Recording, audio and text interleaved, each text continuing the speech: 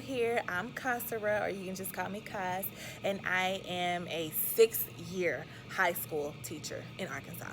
So look, don't forget to hit that subscribe button and turn on the post notification bell so you can know when I upload a new video. So look, I am actually at work today getting some things together. I wanted to show you guys how I organized my curriculum for the year. I know a lot of people really kind of try to stay away from curriculum because it can seem very intimidating, but it's actually one of my favorite things about being a teacher, being a teacher.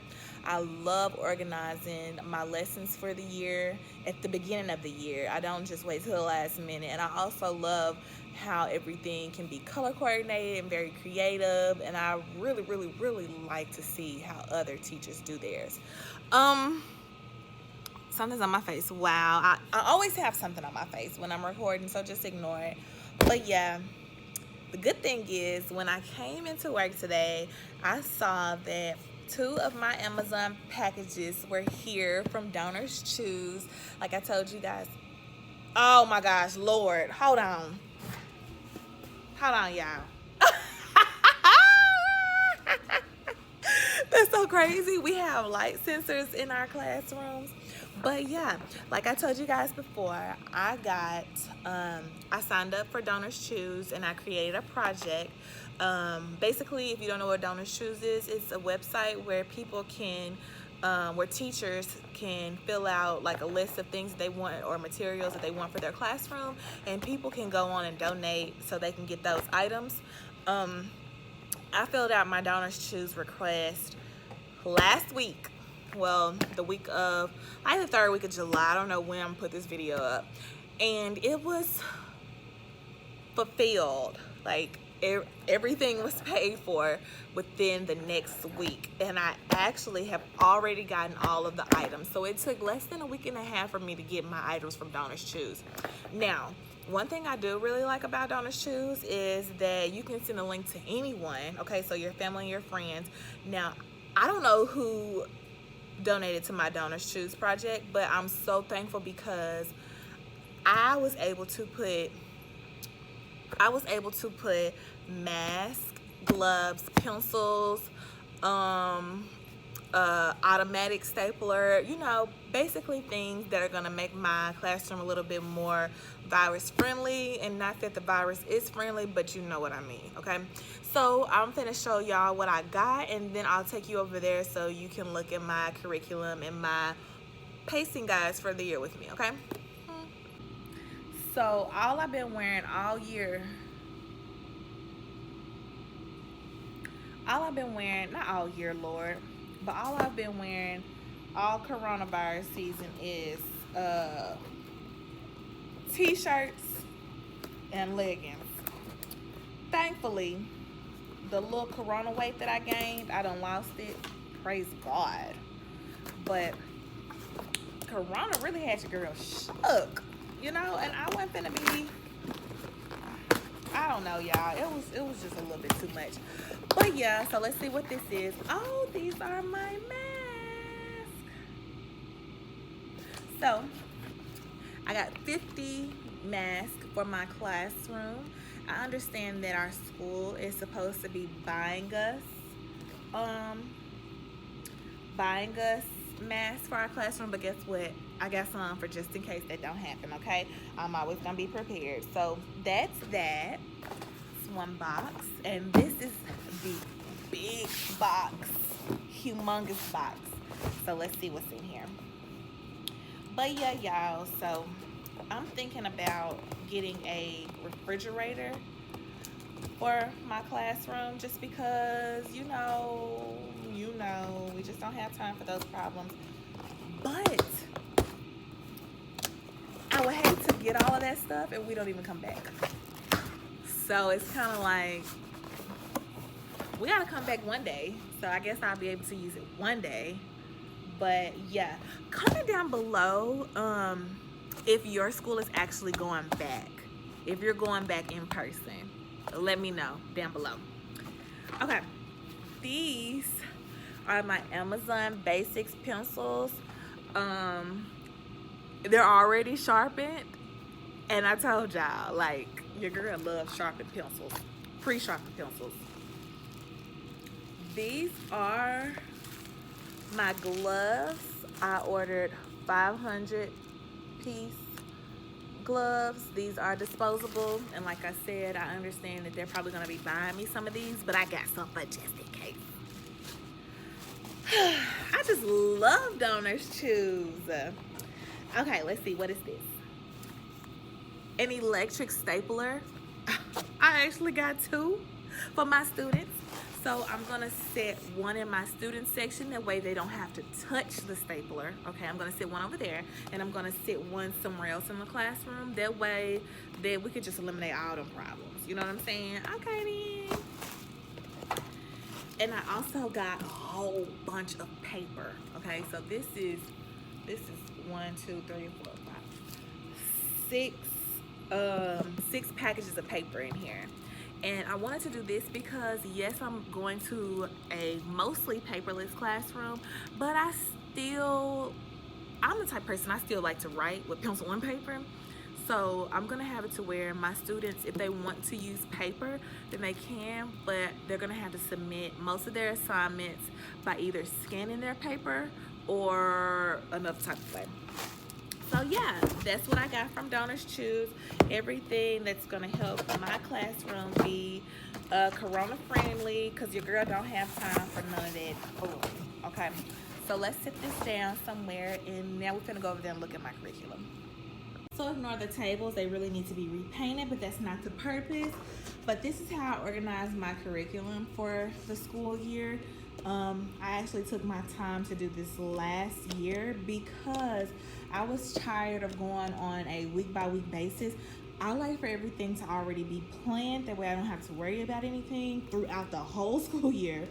And this is my absent handouts bin. So basically, when students miss this work, they come over here for whatever 9 weeks it is. As you can see, this is left off with the third 9 weeks. But they come over here and they grab their work for whatever class that they missed. And yeah, I mean, to me, it helps me be way more organized, and it helps them too. So, okay, so let me show you actually how I did this. Now, you're not going to be able to see me while I'm doing this because I want to show you this. But let's say I teach 5 classes, okay? So I have African American history. This is that. This is all of my economic stuff.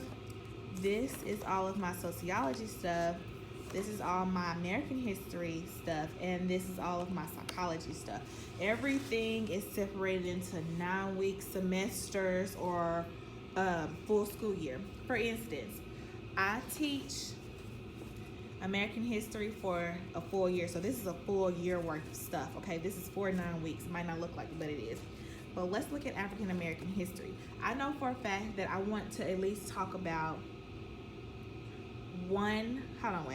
I know for a fact that I want to incorporate at least one HBCU a week, because I want to help my students understand that historically black colleges I can't even talk.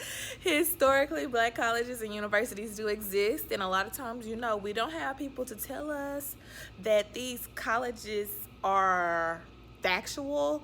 We're always hearing about the same ones: Howard, Clark, Spelman, Morehouse. No, I want to expose them to more. So what I do is I incorporate that either into my Bell assignment, or I will give them an assignment with it, and I'm going to show you this as well.